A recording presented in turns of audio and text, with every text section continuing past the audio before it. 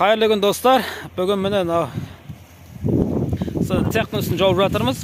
Қазақта өз жабатын бар ғой, цехта үстінде жабу үшін үстін бірінші жаңағы кардон салып шықтық наяқтан. Содан кейін сым тарттық наяқтан, сымда көрініп тұрғанша.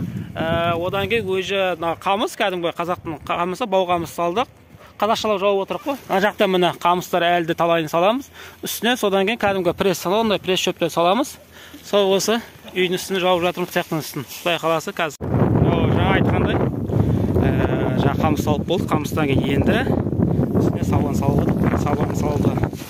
Аяқталып қалды. Міне сабан салып болғаннан кейін бұйыртты қазір погрузчик күтіп отырмыз. Погрузчикпен үстіне топырақ салсақ, сонымен үйдің жабылып бітеді, құдай қаласа. Бұл бізде Қасарға келген. Қасарының сол жақта жүрміз. Төбесін жабылып. Бізде қазақта айтады, бір жаппа дейді, осы бірінші жаппасы осы. Соңғы жағына да келіп қалдық. Енді топырағын салып жатық мына жақта. Мына жақта погрузчигіміз бар.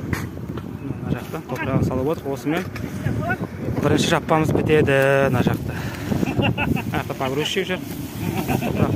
Топырақты сабаны бетіне жапсақ, сонымен үсті жабылады. Қарай крыша түседі, сонымен бірінші жаппамыз бітеді ағайындар.